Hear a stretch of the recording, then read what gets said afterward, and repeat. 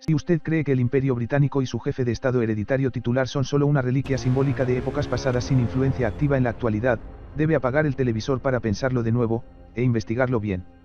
La semana pasada, el mundo fue expuesto a una inquietante, arcaica y bizarra paganía no vista en más de 70 años con la coronación del rey Carlos III como cabeza de la Mancomunidad Británica Global, cabeza de la Iglesia Anglicana, y portavoz de un programa apodado Gran Bretaña Global que fue puesto en línea como el mandato oficial del Partido Conservador en 2021. Como expone el historiador y geoestratega Matthew Erat en este artículo, desde la gestión de un imperio global de esclavitud económica y habiendo invadido casi todas las naciones de la Tierra en un momento u otro, la Gran Bretaña sigue ejerciendo un vasto control global. Detrás del monarca hay toda una armada de manipuladores, cortesanos y grandes estrategas bizantinos más profundos que giran en torno a la corona como institución.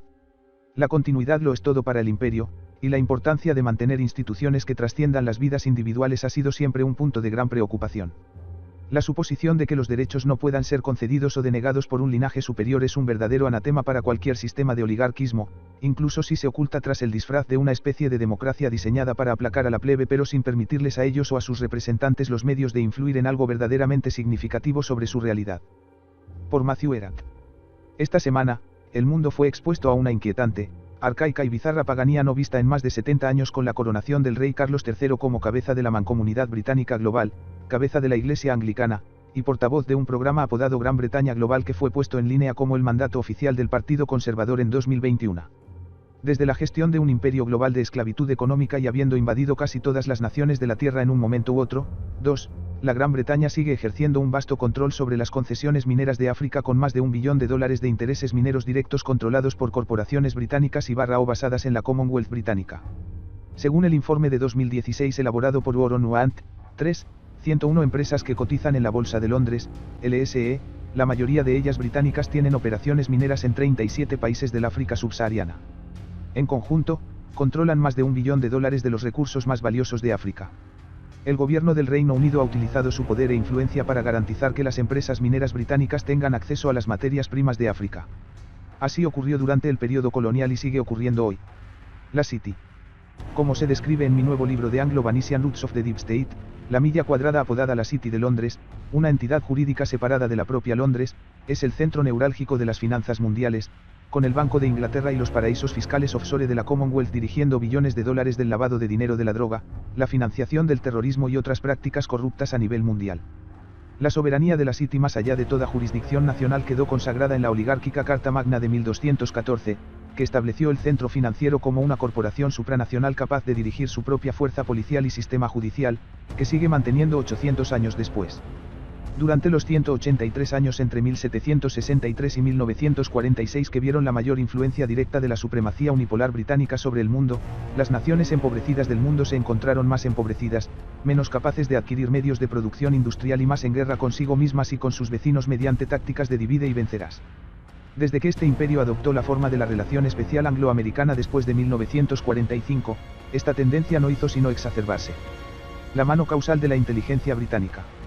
Desde el punto de vista de las operaciones globales de inteligencia, Gran Bretaña es el creador y la estructura central de mando del aparato de inteligencia de los 5 ojos y también ha sido apodada Londonistán por haber proporcionado refugio a grupos terroristas internacionales que han encontrado cobijo bajo la ideología superficial liberal de la tolerante Gran Bretaña. 4. También se ha descubierto que la inteligencia británica ha ayudado a crear o ha seguido apoyando a grupos terroristas a escala internacional, como señala el investigador del EIR Michael Billington en el informe de 2020 Creación británica y control del terror islámico, Background to China's Defeat of Terror in Xinjiang. 5. Mientras alimentaba el terrorismo global y el islamismo radical, la inteligencia británica tampoco perdió tiempo cultivando las variantes más rabiosas del sionismo político, y elaboró el propio Estado de Israel a partir del programa Mesa Redonda/Feibian que llegó a llamarse los Acuerdos de Balfour. La historia de la creación británica del sionismo político y del cristianismo rapturista también se esboza en un episodio de 2021 de El Gran Juego Aquí. Mientras que China ha concedido préstamos a gran escala para corredores de transporte, nuevas zonas industriales e inversiones en carbón, petróleo, gas natural, energía hidroeléctrica y nuclear a países que necesitan desesperadamente un desarrollo real, la Gran Bretaña global y sus cohortes estadounidenses y de la UE llevan décadas concediendo únicamente préstamos condicionados y con condiciones y tecnologías ecológicas apropiadas que impedirán para siempre que África u otras naciones pobres puedan valerse por sí mismas. La idea de la Gran Bretaña global siempre ha tenido en su corazón el concepto de una Commonwealth británica integrada con los 5 ojos a la cabeza de la inteligencia, la City de Londres a la cabeza de las finanzas y las estructuras hereditarias de poder centradas en torno a la corona como fuente titular de todos los honores a través de la cual todas las ramas del Estado profundo internacional derivan sus poderes. Agentes de la corona. Desde 1833, la Gran Bretaña global está gestionada por un sistema pseudo-privado de agentes de la corona, hoy denominado Agentes de la Corona para el Gobierno y la Administración de Ultramar. Este vasto organismo existe con carácter semioficial y se describe a sí mismo como una emanación de la corona y es extremadamente activo en Europa Central y Oriental, centrándose sobre todo en el sistema de gestión económica, energética y sanitaria de Ucrania. La agencia está asociada con el Banco Mundial, la ONU y la Fundación Bill y Melinda Gates y actúa como un gigantesco holding con un accionista llamado Crown Agents Foundation, con sede en Saddock, Londres. Creada en la década de 1930 como la nueva cara del Imperio Británico, la Commonwealth británica ocupa hoy 12,2 millones de millas cuadradas de territorio, acoge a 2.400 millones de personas y representa el 21% de la superficie terrestre mundial. Para quienes aún creen en el mito de que el Imperio Británico desapareció tras la Segunda Guerra Mundial, merece la pena contrastar los mapas de la Commonwealth y del Imperio. El hecho es que el Imperio Británico sigue ejerciendo una enorme influencia sobre los asuntos mundiales. A pesar de haber desaparecido nominalmente tras la Segunda Guerra Mundial, dando paso a un imperio americano, Gran Bretaña global es simplemente un intento de hacer explícito lo que siempre ha sido cierto. Los estrategas actuales que gestionan la fiesta de presentación de la agenda de la Gran Bretaña global se encuentran en un intento desesperado por posicionar a la Commonwealth como el centro de una nueva era post-reinicio. Al ser una institución organizada enteramente en torno a instituciones hereditarias, la pieza central para la continuidad de esta reforma depende de que una familia gobernante ocupe la posición de prima inter pares oficial en torno a la cual toda la estructura de controles pueda ejercer su influencia. En la época actual, este papel ha recaído en cierta criatura endogámica de nombre Carlos. La reina ha muerto, viva el rey. El puente de Londres ha caído fueron las palabras en clave que el secretario privado de la reina, Edward Young, transmitió a los altos funcionarios tras la muerte de la reina Isabel II. Este código fue seleccionado como parte de un protocolo más amplio apodado extrañamente Operación Unicornio por razones que escapan a la imaginación de este autor y que pone en marcha un conjunto de acciones que culminan con la unción del príncipe Carlos como nuevo rey de Gran Bretaña y de la Commonwealth. Para los canadienses que habían pensado que ya no se verían obligados a soportar ver a su primer ministro declarar servilmente sus juramentos de lealtad, y juramentos de secreto, a un monarca endogámico sentado al otro lado del océano, como había ocurrido en 2017, se sentirán muy decepcionados. La Ley de Juramentos Parlamentarios de Canadá de 1866 exige que ambas cámaras del Parlamento presten juramento de fidelidad tras la muerte de todos los monarcas en ejercicio. Así es, todos y cada uno de los miembros del gobierno supuestamente electo y democrático de Canadá deben declarar sus juramentos de lealtad no al pueblo o a una constitución inexistente, sino a algún linaje familiar endogámico del otro lado del mundo. Juramentos similares fueron leídos por los cargos electos de todos los demás estados miembros de la Commonwealth de los 5 ojos. Así pues, cabe preguntarse si esta institución de poderes hereditarios que ha heredado Carlos es solo un bolo ceremonial sin ninguna sustancia o influencia real detrás. Aunque la mayoría de los ciudadanos, incluidos los súbditos británicos, así lo creen, los hechos apuntan a una realidad muy distinta. El príncipe Carlos, el mayor terrateniente del mundo. Puede que le sorprenda, pero la corona británica es el mayor propietario del mundo, con 6.600 millones de acres en Australia, Nueva Zelanda, Irlanda del Norte, Canadá, Gran Bretaña y las Islas Malvinas, 6. Además de las tierras de la corona y las corporaciones de la corona que son propiedad legal del monarca de Gran Bretaña, una organización llamada The Crown Estate es uno de los mayores grupos inmobiliarios del mundo. Describiendo la institución que envía cada año el 25% de sus ganancias directamente a las arcas del monarca, The Wealth Business decía lo siguiente, 7. El Estado de la Corona posee propiedades en todo el Reino Unido, desde castillos y casas de campo hasta tierras agrícolas y bosques, además de parques comerciales y centros comerciales. Posee más de la mitad de toda la costa marítima del Reino Unido, lo que le otorga derechos de subasta enormemente valiosos para la actividad comercial en alta mar, como los parques eólicos. La Corona controla casi todo el lecho marino, y la mitad de la orilla del mar, en todo el Reino Unido, y cualquier empresa que desee construir molinos de viento en alta mar como parte del Green New Deal se ve obligada a alquilar sus fondos marinos a la Corona. Según Billine Times, la Corona se convertirá en el mayor beneficiario de la Agenda Verde del Reino Unido, que recientemente ha presentado un plan de 10 puntos para una revolución verde y la plena descarbonización en 2050. Para cualquiera que esté confundido por la explosión de los precios de las fuentes de energía ineficientes en toda Inglaterra, no llegaría muy lejos sin apreciar el disparate de las granjas eólicas, subvencionadas por los contribuyentes. El propio príncipe Carlos ha demostrado que ciertamente no ve a la corona como una entidad simbólica y fue acusado de lobby incontinente en 2013 cuando docenas de cartas personales, apodadas los memos de la araña negra, a parlamentarios y al primer ministro se hicieron públicas tras una intensa lucha legal para mantenerlas en secreto. El biógrafo oficial de Carlos, Jonathan Dimbleby, llegó a escribir en 2013 que tras la sucesión de Carlos a la corona las cosas se pondrían mucho más manos a la obra, y que una revolución constitucional silenciosa está en marcha. 8. Los poderes prerrogativos son reales. Aunque se hace un gran esfuerzo por presentar los poderes prerrogativos de la corona como meramente simbólicos, abarcan casi todas las ramas del gobierno y se han utilizado ocasionalmente, aunque las esferas de influencia británicas en las que más se aplican suelen estar tan autorreguladas que requieren muy poca aportación de esa influencia externa para mantenerlas a raya. Estos poderes se revelaron públicamente por primera vez en 2003 y en un artículo titulado Se levanta el misterio sobre los poderes de prerrogativa. 9. El London Guardian señaló que estos poderes incluyen, pero no se limitan a asuntos domésticos, nombramiento y destitución de ministros, convocatoria, prórroga y disolución del Parlamento, aprobación real de proyectos de ley, nombramiento y regulación de la función pública, nombramiento de oficiales de las Fuerzas Armadas, dirección de la disposición de las Fuerzas Armadas en el Reino Unido, y en otros países de la Commonwealth, nombramiento de consejeros de la Reina, expedición y retirada de pasaportes, prerrogativa de clemencia. Solía aplicarse en casos de pena capital. Aún se utiliza, por ejemplo, para subsanar errores en el cálculo de las penas, concesión de honores, creación de corporaciones por carta, asuntos exteriores, celebración de tratados, declaración de guerra, despliegue de fuerzas armadas en el extranjero, reconocimiento de estados extranjeros y acreditación y recepción de diplomáticos. Cuando en 2009 se presentó en el Parlamento un proyecto de ley que proponía limitar estos poderes, una revisión del Ministerio de Justicia dirigida por el Consejo Privado concluyó que tales limitaciones debilitarían peligrosamente la capacidad del Estado para responder a una crisis y el proyecto fue rápidamente rechazado. 10. A nivel provincial, encontramos vicegobernadores que, en Canadá, son miembros de los caballeros francmasónicos de San Juan de Jerusalén. El rey Carlos y el Gran Reseteo. Carlos demostró este enfoque más práctico de la gobernanza el 3 de junio de 2020, cuando se convirtió en el patrocinador oficial del Great Reset del Foro Económico Mundial e incluso lanzó oficialmente el proyecto tuiteando almohadilla de Great Reset, el Gran Reseteo. Gran Reseteo Carlos. En su página web oficial, el príncipe lanzó el proyecto diciendo, hoy, a través de la iniciativa de mercados sostenibles de SAR y el Foro Económico Mundial, el príncipe de Gales ha lanzado una nueva iniciativa global, The Great Reset. Rey ecoguerrero de una nueva cruzada.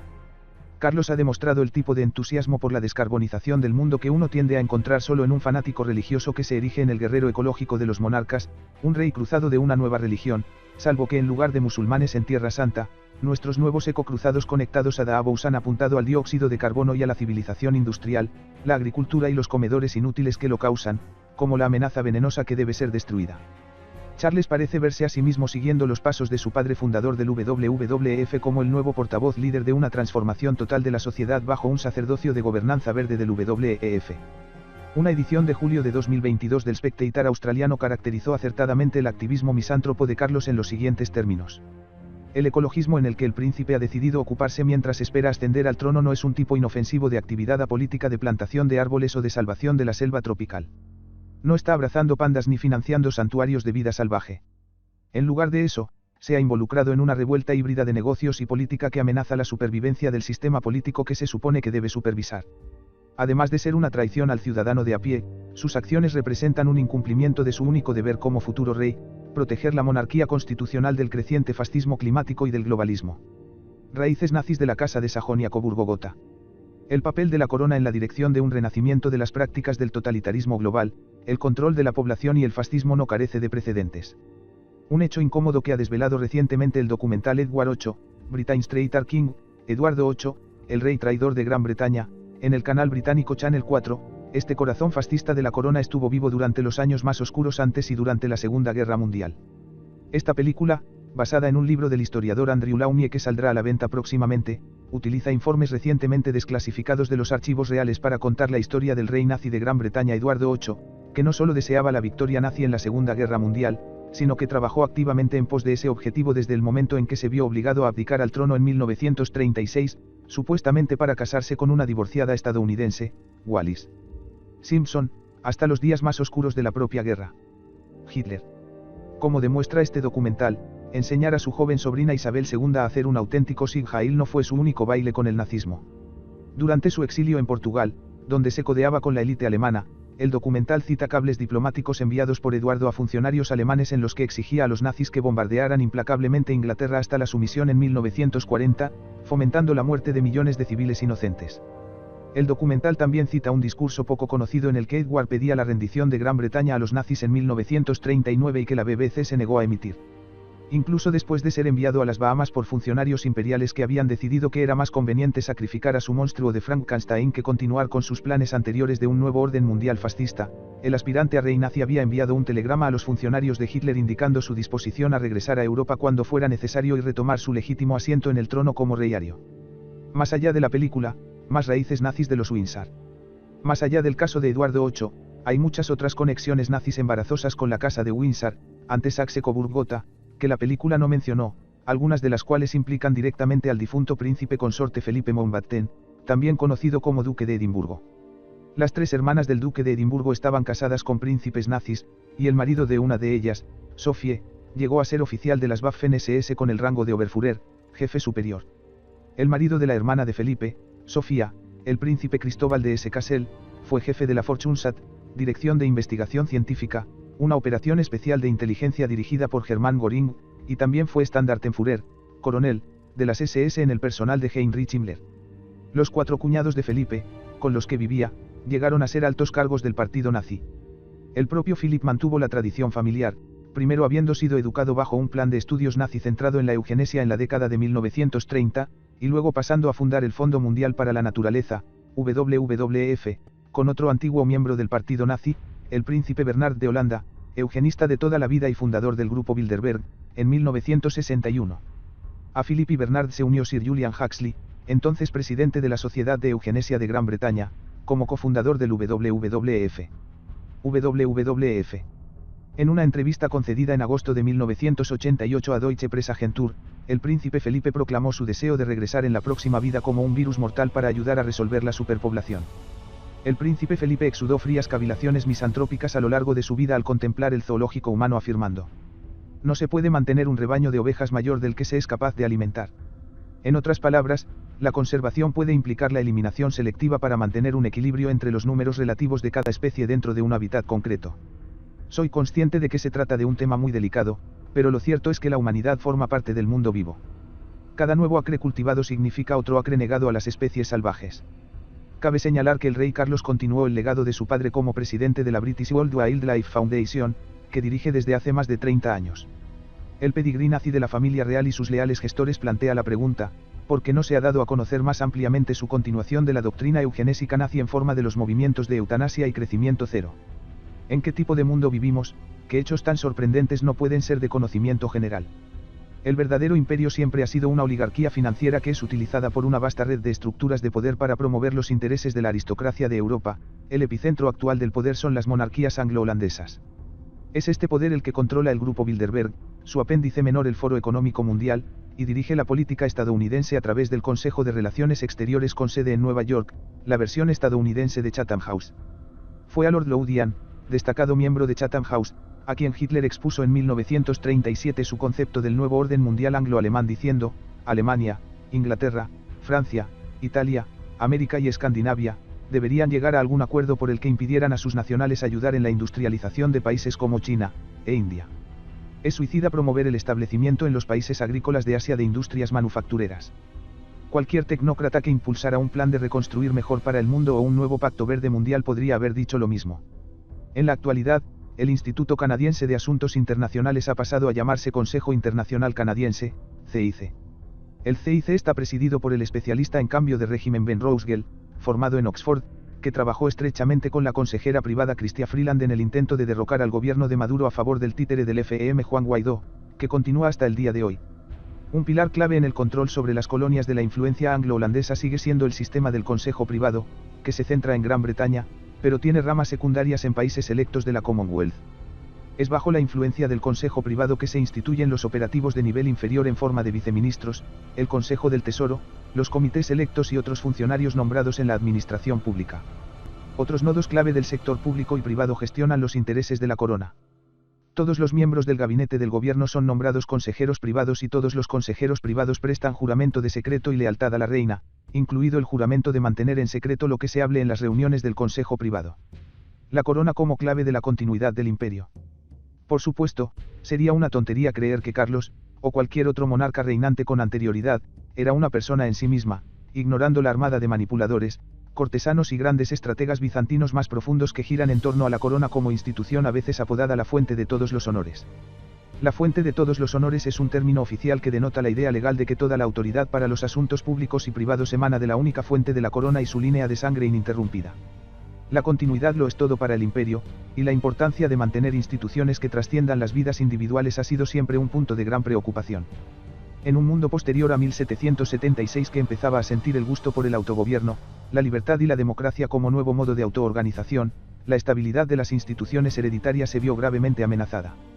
No sería exagerado decir que los últimos 250 años han estado marcados por el choque de estos dos paradigmas opuestos de organización de la sociedad. Mientras que un paradigma asume como evidente la existencia de derechos inalienables de todas las personas, el otro sistema presume que los únicos derechos inalienables son los que posee una clase dominante oligárquica que desea gobernar sobre súbditos, también conocidos como comedores de inútiles, cuyos niveles de población deben ser sacrificados periódicamente para facilitar su gestión. La suposición de que los derechos no puedan ser concedidos o denegados por un linaje superior es un verdadero anatema para cualquier sistema de oligarquismo, incluso si se oculta tras el disfraz de una especie de democracia diseñada para aplacar a la plebe pero sin permitirles a ellos o a sus representantes los medios de influir en algo verdaderamente significativo sobre su realidad.